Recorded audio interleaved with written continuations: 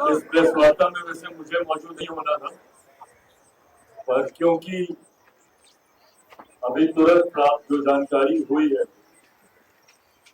उस वजह से मैं खुद आप लोगों के समक्ष आया हूँ। नमस्कार, हमारा नाम है समरीन और आपने देखना शुरू कर दिया है लाइव सिटीज। देखिए, अभी अभी एलजेपीआर के राष्ट्रीय अध्यक्ष चिराग पासवान ने बड़ी प्रेस कॉन्फ्रेंस की है। आपको बता दें कि पहले इस प्रेस कॉन्फ्रेंस को जमुई सांसद अरुण भारती संबोधित करने वाले थे, लेकिन अचानक से एकाएक प्लान में बड़ी तब्दीली आती है और अचानक से प्रेस कॉन्फ्रेंस में पहुंच जाते हैं केंद्र मंत्री और एलजेपीआर के राष्ट्रीय अध्यक्ष चिराग पासवान। आपको बता दें कि चिराग पासवान पीसी में आते हैं, पीसी को संबोधित करते हैं और संबोधित करते हुए कई बड़े बड़े ऐलान भी कर देते हैं। देखिए, साफ साफ बता दिया है कि हम 2 दिनों से इनके संपर्क में थे। बड़ा सवाल उठता है कि आखिर 48 घंटों से किसके संपर्क में थे चिराग पासवान? क्या कुछ बता रहे हैं एलजेपीआर के राष्ट्रीय अध्यक्ष चिराग पासवान? सबसे पहले आप उनको सुनिए। इस प्रेस वार्ता में आप सबका स्वागत है। इस प्रेस वार्ता में वैसे मुझे मौजूद नहीं होना था, पर क्योंकि अभी तुरंत प्राप्त जो जानकारी हुई है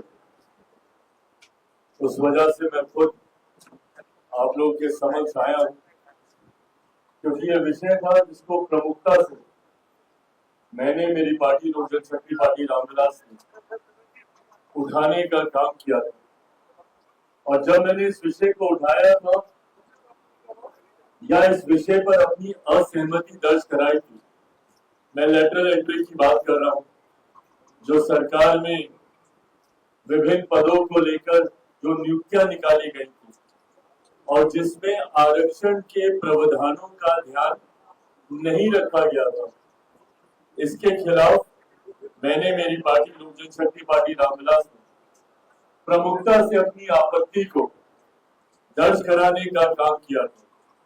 पर जहां एक तरफ मैंने अपनी आपत्ति को दर्ज कराया था, वहीं दूसरी तरफ ये विश्वास भी मैंने मेरे प्रधानमंत्री आदरणीय नरेंद्र मोदी जी के पक्ष में जताया था कि सामाजिक न्याय की लड़ाई में मजबूती से समाज के हर वर्ग का ध्यान देने की दिशा में अगर आज की तारीख में कोई एक नेता, कोई एक व्यक्ति कार्य कर रहा है तो हमारे प्रधानमंत्री आदरणीय नरेंद्र मोदी जी ने। ऐसे में कल जब मैंने इस बात का मैंने विरोध भी किया था कि लेटरल एंट्री में आरक्षण के प्रावधानों का ध्यान नहीं रखा गया है, उस वक्त साथ ही में मैंने इस बात को भी कहा था कि मजबूती से सरकार के समक्ष, मेरे प्रधानमंत्री जी के समक्ष मैं इस बात को रखने का काम करूंगा। सरकार का अंग हूं, कई ऐसी बातें हैं जो सार्वजनिक तौर पर कहने में मैं समर्थ नहीं हूं।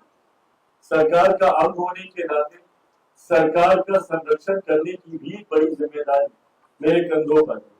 पर हाँ, कई ऐसे विषय हैं जहां पर असहमति होती है, पर असहमति को दर्ज कराने के लिए भी सरकार के भीतर मुझे एक मंच मुहैया कराया गया है, जहां पर अक्सर ऐसे विषयों को प्रमुखता से मैं रखने का काम करता हूँ।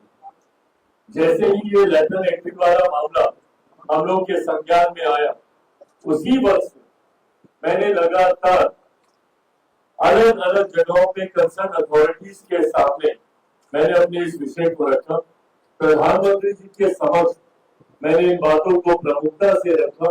उनके संज्ञान में अनुसूचित जाति, जनजाति, पिछड़ा वर्ग के लोगों के तमाम चिंताओं को मैंने रखने का काम किया।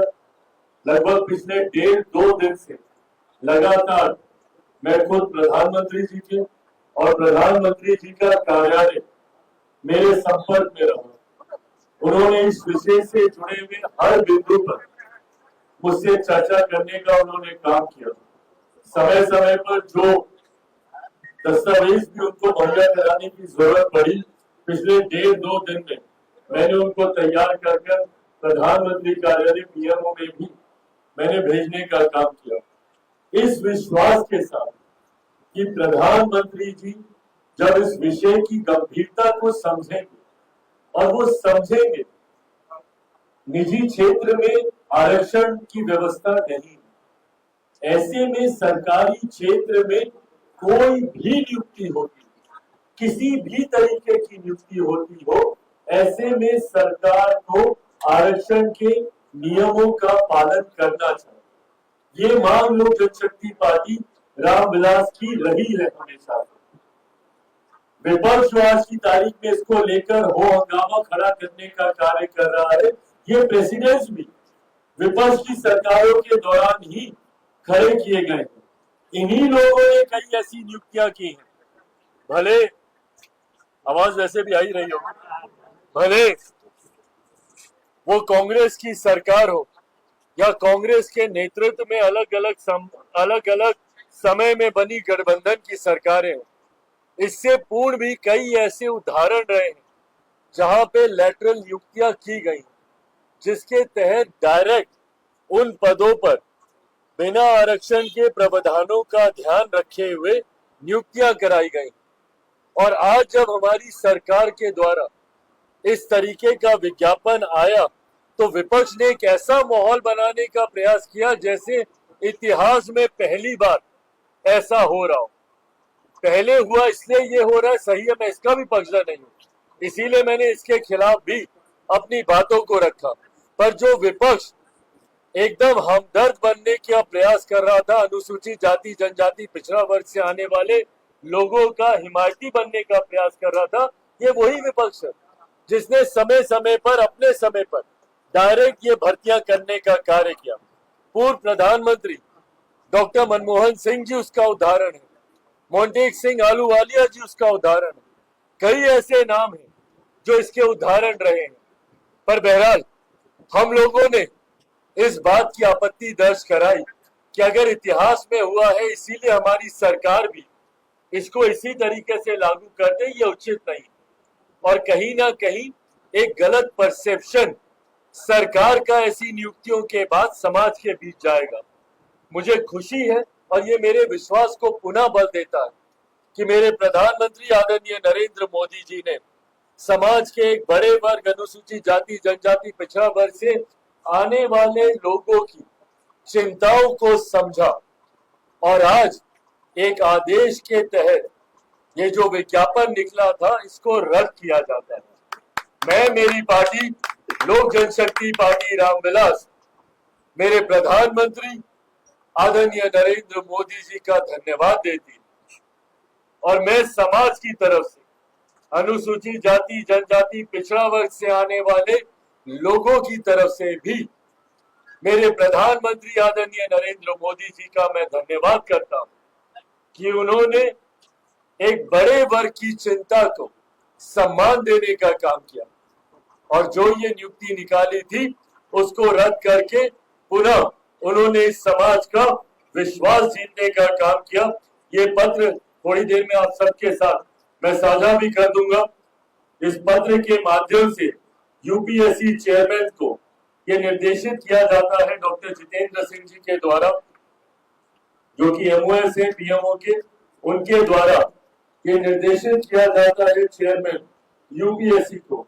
और इसमें कहा जाता है कि जो एडवर्टीजमेंट निकाला है वो प्रधानमंत्री जी के this aspect needs to be reviewed and reformed in the context of Honorable Prime Minister's focus on assuring social justice. Hence, I urge the UPSC to cancel the advertisement for the lateral entry recruitment issued on 17/8/2024. ये पुनः मेरे प्रधानमंत्री जी के संकल्प को दोहराता है, उनके समर्पण को दोहराता है। सामाजिक न्याय में जब मैं उनके ऊपर विश्वास करकर आगे बढ़ने का काम करता हूं, उन्होंने इस विश्वास को पुनः दोहराने का काम किया, इसको मजबूती से स्थापित करने का काम किया और सरकार ने इस एडवर्टीजमेंट को, इस नियुक्ति को विड्रॉ करके इसको रद्द कर पुनः ये साबित किया है कि मेरी सरकार, मेरे प्रधानमंत्री आदरणीय नरेंद्र मोदी जी पूरी तरीके से समाज के गरीब वंचित शोषित वर्ग के लिए पूरी तरीके से समर्पित है। और अगर कहीं कोई इस तरीके का फैसला सरकार की तरफ से दिया जाता है, जो मेरे प्रधानमंत्री जी के संज्ञान में आता है, उसको भी प्रधानमंत्री जी सुधारने के लिए मजबूत कदम उठाने की क्षमता रखते हैं। ये प्रधानमंत्री जी ने पुनः दर्शाया। कुछ दिनों पहले सुप्रीम कोर्ट का भी जो आदेश आया था, उसमें ऑब्जर्वेशंस में क्रीमी लेयर के प्रावधानों का जिक्र किया गया था अनुसूचित जाति को लेकर, शेड्यूल कास्ट को लेकर। उसमें यह कहा गया था कि क्रीमी लेयर के प्रावधान इसमें बनाए जाने चाहिए।